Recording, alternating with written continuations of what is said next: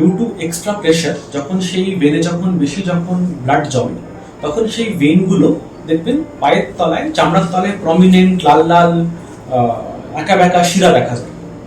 সেই শিরাগুলোকে বলে varicose when. প্রেগন্যান্সির সময় আমাদের মেয়েদের শরীরে অনেক হরমোনাল চেঞ্জেস হয়, হ্যাঁ, এস্ট্রোজেন প্রোজেস্টেরন লেভেলগুলো বেড়ে যায়। সেই ক্ষেত্রে অনেক সময় ভেরিকোজ ভেনের সমস্যা দেখা দেয়। সবার আগে হচ্ছে প্রিভেনশন। ধরুন যারা লং স্ট্যান্ডিং কাজ করেন, অনেকক্ষণ ধরে দাঁড়িয়ে দাঁড়িয়ে কাজ করতে হয়, তারা চেষ্টা করুন মাঝে মাঝে একটু বসে রেস্ট নেওয়া, হাঁটা চলা করা, ঘোরাফেরা করা, এগুলো করলে ভেরিকোজ ভেন হওয়ার সম্ভাবনাটা অনেকটাই কমে যায়।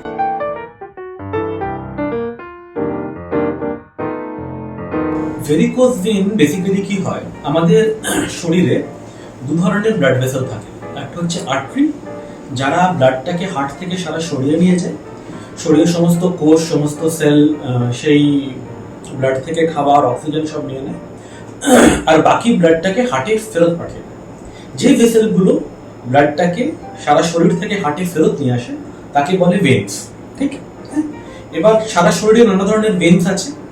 আমাদের পায়ে যে ভেন্সগুলো থাকে তাতে কি হয়, অনেক সময় ডিউ টু এক্সট্রা প্রেশার যখন সেই ভেনে যখন ব্লাড জমে তখন সেই ভেনগুলো দেখবেন পায়ের তলায় চামড়ার তলায় প্রমিনেন্ট লাল লাল আঁকা বাঁকা শিরা দেখা যায়। সেই শিরাগুলোকে বলে ভেরিকোজ ভেন। এটা কিসের কারণে হয়? ভেরিকোজ ভেন হওয়ার কারণ সব থেকে এক হচ্ছে যে ভেরিকোজ ভেনটা হয় কেন এটা আমাদের বুঝতে হবে।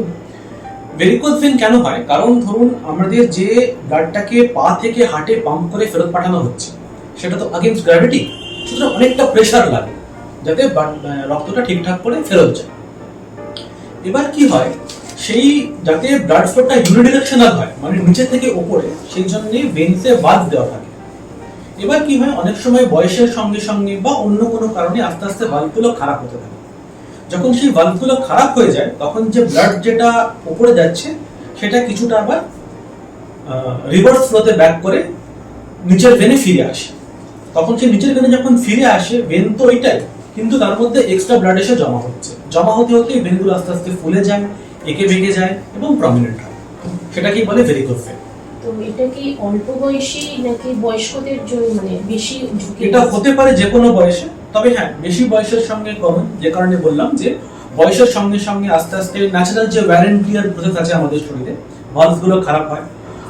আর কি হয়, ধরুন প্রেগন্যান্সির সময় আমাদের মেয়েদের শরীরে অনেক হরমোনাল চেঞ্জেস হয়, হ্যাঁ, এস্ট্রোজেন প্রোজেস্টেরন লেভেলগুলো বেড়ে যায়। সেই ক্ষেত্রে অনেক সময় ভেরিকোজ ভেনের সমস্যা দেখা দেয়।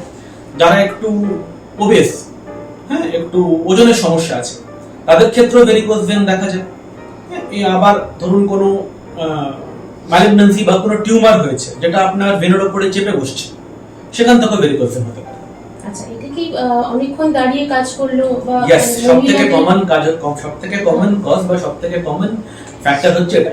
অনেকক্ষণ যারা দাঁড়িয়ে দাঁড়িয়ে কাজ করেন, হ্যাঁ, বা অনেকক্ষণ বসে বসে পা ঝুলিয়ে কাজ করেন, তাদের ক্ষেত্রে ভেরিকোজ ভেন হওয়ার সম্ভাবনাটা বেড়ে যায়। আচ্ছা, এই ক্ষেত্রে কি কোনো মানে অস্ত্রোপচার করার কিছু ডিপেন্ড করছে। শুরুর দিকে একদম যে ধরুন জিনিসটা ডেভেলপ করছে তখন সেই ক্ষেত্রে আমরা কিছু এক্সারসাইজ করতে বলি, লিম্ব এক্সারসাইজ, গোড়ালিটাকে ওপর নিচ করা, পাটাকে একটা টুলের উপরে তুলে বসা, যখন আপনি বসছেন একদম পা ঝুলিয়ে না বসা, রাত্রিবেলা শোয়ার সময় পায়ের তলায় একটা বালিশ দেওয়া, এগুলো হচ্ছে কমন প্রিভেন্টিভ মেজার্স।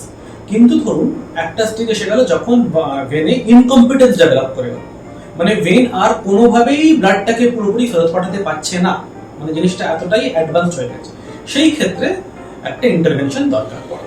তখন জিনিসটা আমাদের সার্জিক্যালি ওটাকে কারেক্ট করতে হবে। আচ্ছা, অনেকেই তো ভয় পায় সার্জারি করতে, বিভিন্ন রকম অস্ত্রোপচার, মনে হয় শয্যাশায়ী থাকবে। না, সত্যি বলতে কি এটা তেমন ভয়ের কিছু নয়। আমরা দেখুন, ভেরিকোজ ভেন অপারেশন করার বেশ কয়েকটা উপায় আছে। এক হচ্ছে কনভেনশনাল মেথড, যাকে বলে লাইগেশন এন্ড স্ট্রিপিং। তাতে কি করা হয়, ভেরিকোজ ভেনের যেটা হয় সবথেকে বড় গ্রেট সাফাইনাস ভেন, সেটাকে আপনার ভেনটাকে বেঁধে ভেনটাকে টেনে বার করে নিয়ে আসা, এটা হচ্ছে ওপেন সার্জারি। আজকালকার দিনে ওপেন সার্জারি করার সেরকম প্রয়োজন পড়ে না। ইউজুয়ালি আমরা জিনিসটা লেজারে, বা যেটাকে আমরা বলি এন্ডোভেনাস লেজার অ্যাবলেশন, ইভিএলএ বা ইভিএলটি, সেভাবে লেজারে আমরা ভেরিকোজ ভেনের চিকিৎসা করে থাকি। এটা একদম মিনিমাল ইনভেসিভ একটা প্রসিজার, কাটা ছাড়া সেরকম কিছু হয় না, কোনো সেলাইয়ের দরকার পড়ে না। এইভাবে খুব ইজিলি ভেরিকোজ ভেনের সমস্যাকে সলভ করা যায়। ওকে, তো এই চিকিৎসার পর কি ধরনের পার্শ্ব প্রতিক্রিয়া হতে পারে? পার্শ্ব প্রতিক্রিয়া সেরকম কিছু নেই। খুব রেয়ার ক্ষেত্রে কখনো কখনো হয়তো একটু ফুলে গেল, সুপারফিশিয়াল থ্রম্বোফ্লেবাইটিস হলো। একদম রেয়ারেস্ট অফ রেয়ার কেসে একটা কোনো ক্লট হয়তো ডিসলজ করে লাঙে গেল বা হার্টে গেল, কিন্তু সেটা রেয়ারেস্ট অফ রেয়ার কেস। 99% কেসে কোনো লং স্ট্যান্ডিং কোনো কমপ্লিকেশন লেজারের পরে থাকে।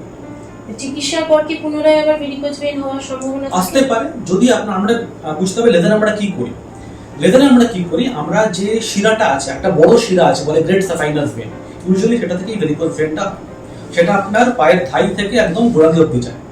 আমরা কি করি, ভেরিকোজ ভেনের চিকিৎসার সময় সেই ভেনটাকে অপারেশনের সময় আমরা ম্যাপ করি, আল্ট্রাসাউন্ড দিয়ে ম্যাপ করি, তার কোর্সটাকে আমরা দেখি কি আছে না আছে।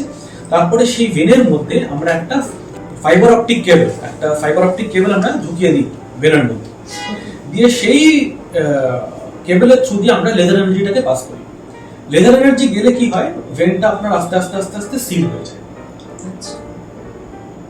দুটো যে মানে ভেনের যে ওয়াল সেগুলো চিপকে সিল হয়ে যায়।